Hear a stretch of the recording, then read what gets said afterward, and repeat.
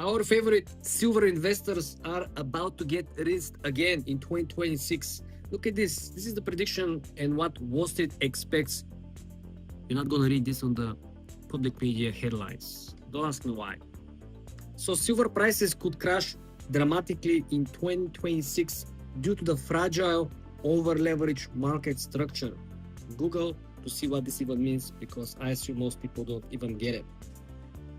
Very important, the current prices at or around the levels of you watching $80 on average could go down to $20. Should I repeat this again? Why is that? Because we have a very slim, very thin liquidity, which means the people who are buying the most are not equal to the people who are willing to sell at this point. But at some point in the future, the people who are willing to sell will be overwhelmingly more than people who are willing to buy. So if now the price goes easily up, then the price will go easily down and it will not be able to go back up again. Look at this. Couple of trigger events that you should watch very closely if you're investing in silver. First of all, of course, Kevin Walsh is the man. I'm already a big fan of the guy. He's gonna make the dollar strong again. Investors already are reducing the exposure in precious metals. They cut some positions in gold, they cut some positions in silver. Very important is that he's gonna fight the debasement trade. Anyone who so far has been betting against the US dollar will lose. Not to mention that anyone historically who has bet against America has lost. So this is not a surprise. Very important is the dollar has already rallied between 3 to 5% overnight on the news. And this is a new pattern. If you're following the technical analysis and trading channels, you will see how there is a new trading channel in the upward trajectory, in the moving, okay? Pay very close attention. Also, don't forget that overnight, alongside some of the tech sector futures, we already saw that there was another pullback on silver. It was small run up in the morning, and then in late afternoon, the gold and the silver fell. And this looked like the previous pattern I showed you. In 2022, when it was blown up, it fell down around 15-20%. It did a small run up. People got excited like now, and then it dumped even harder. Second important element that you should follow, this is structural, technical, and fundamental. You have a margin squeeze. A lot of institutional investors have been buying through the leverage positions. They're not using their own capital. Exchanges like the CME very importantly note that most of the investors are not holding the actual positions in their own equity. Exchanges like CME hike silver margins by 25% plus to curb speculations, which means is that the FOMO has no longer dry powder. There's no money to push the silver sky high or to move it fast to the upward trajectory like it was before. If before it was easy to borrow funds and the levels of, let's say, 3 to 5%, now it's 25+%, you understand that most of your capital goes towards the interest, not towards the actual positions in silver. So forget about the volatility will be reduced, which means the price action will be reduced, the buying power will be reduced. And what this means, more power to the sellers, more power to the people who are betting against it. This is very important because we're currently experiencing over-leveraged speculators who are not only buying on margin, they are overexposed, meaning they have, most of them went full force. They liquidated the other parts of their portfolios and they double down, or most of their portfolio consists of precious metals, which is a super high exposure considering that this is a very short-term momentum, which will evaporate when new Fed chair comes, and these people will be left holding the gigantic bag of something that might take 20+ years to recover. We already saw this happening play out with silver. I'm not imagining. People who are crying over, they have to read history, okay? Also, the weekend liquidity was even thinner. People saw the crash 40% down silver, 12% down gold. People got afraid, people got scared, especially people who are trading. Remember, there are people who are into gold since 1,000, 1,500. These people are not trading. They don't really care about the price action. So they're not going to get so much hurt, because even if the silver goes back down to 2,000, 1,500, they're still going to be break-even levels of small profit.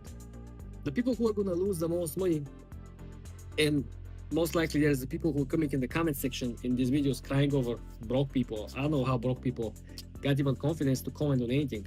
They haven't achieved anything, they know nothing about the markets, but they come here and express opinion. But why you're so negative? Why this? Go and read some information online, my friend. Pay very close attention. The expectations over here from Wall Street, there is going to be another silver dump between 15 to 20%. And also, the algorithmic trading is already preset for stop loss cascades, which means the last dump on silver, which was last week, 40% dump, they didn't have the triggers that would reduce this potential loss. So if Wall Street is preparing already the ATS, the alternative trading systems, to pause on different levels of support when they're broken under, well, you understand that Wall Street is already preparing for the crash, right? This is not a surprise. If Wall Street was thinking like you, because I know a lot of you are thinking, by the end of 2026, gold is going to be $1,000. It's going to be $5,000. You guys are allowed to dream. It's cool. But Wall Street is not dreaming. Wall Street is making money.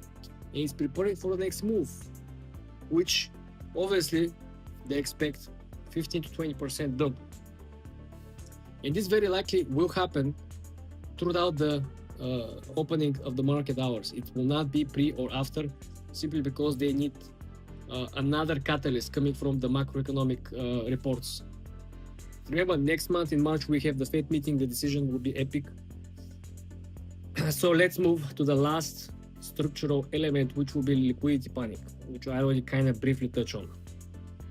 There is a reduced volatility at this moment because, like we said, it costs more money, more to borrow, right? It's 25% to borrow and buy on leverage. Before it was 3 to 5%. So most of your capital is not going towards buying silver. It's not going towards pushing the silver up, but it's going towards the exchanges and paying the fees to borrow.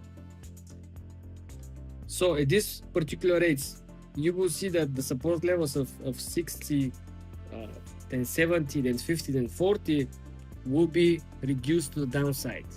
Meaning, if there is not enough buyers to push to the next higher level, there will be equal or greater amount of sellers, because selling short, it's cheaper to try to go long on the precious metals. So this means that if Wall Street expects 15 to 25% dump, and we're seeing this right here, this means that a lot of big players already know about this. This means that a lot of other big players are already working on trading plan to execute on this price action, which means that they're not going to be going long if they expect this price action to be accurate, of course. So what does this even mean for you?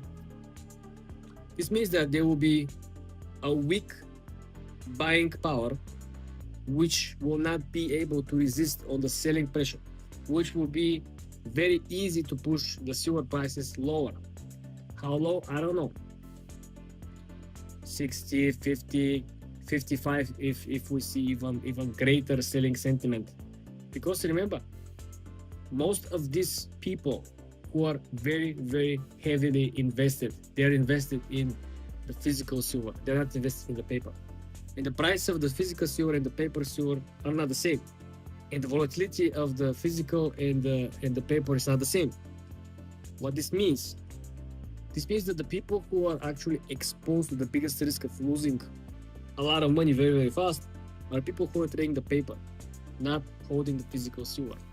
And you need to understand that this liquidity, the market for the paper, right, it's not equal every single day. You have different amount of people that have different interests. Some days they want to buy more, some days they want to buy less, some days they want to sell everything they want to bother about. Where the physical precious metals market is active all the time. There is manufacturing, there's a production, right? They have the miners on the side, there's a base quota that these people should meet.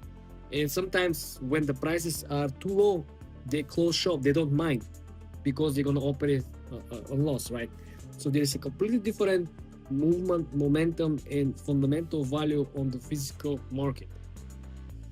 That's why these people from Wall Street, they know exactly where to extract the liquidity and how easy it is for them to make money on actual markets. Making money of all the hype, making money of all the people who are kind of living the dream right now. So be very careful. That's all I'm going to say right now.